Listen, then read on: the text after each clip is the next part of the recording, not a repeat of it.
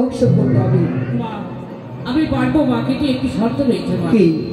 বাবু এই সাঁওতালি পর্বত অবধি তোমায় সঙ্গে পাহাড় বানিয়ে দিতে হবে। বেরিয়ে যাও, বেরিয়ে যাও এখানে থেকে। না কি গো, না কি গো।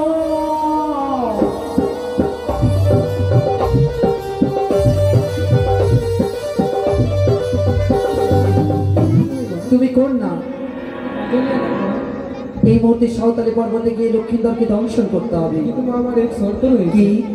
যদি শিশু বাবাদের যদি সাঁওতালি পর্বত অব্দি যদি কাজলের পথ থেকে বুঝতে পারে তবে আমি লক্ষ্মীন্দরকে ধ্বংসন করবো। বেরিয়ে যাও, বেরিয়ে যাও এখানে থেকে। না কি গো।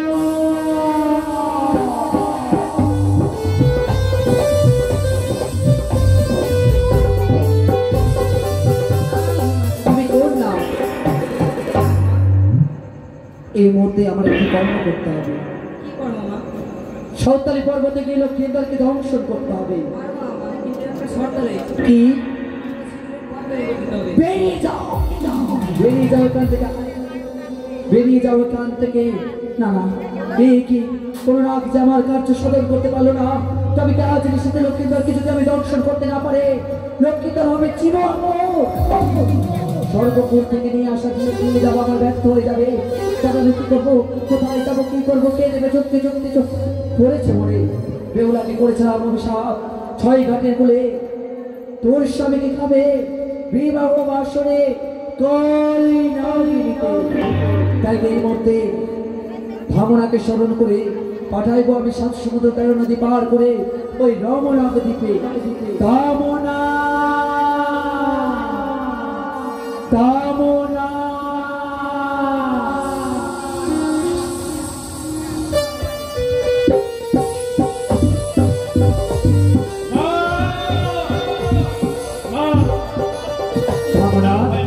আশীর্বাদ করেছিল সুখী হও।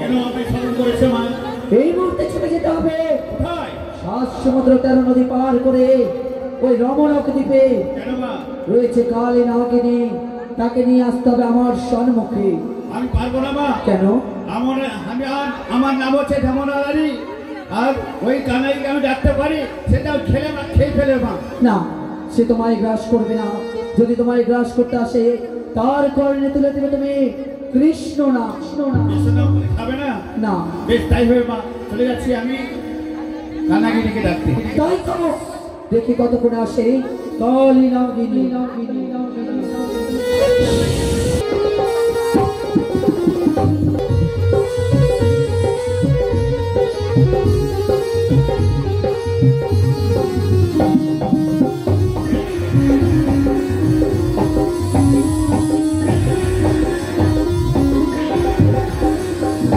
না, 7 দিন ধরে বলেছি আমি একাদশী ব্রত,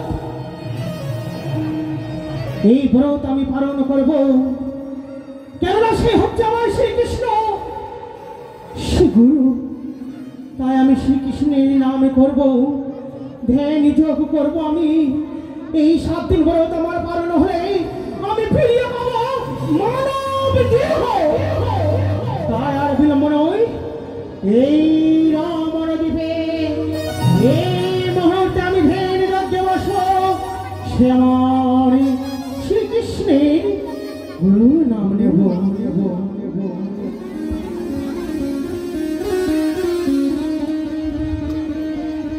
ওম নমো ভগবতে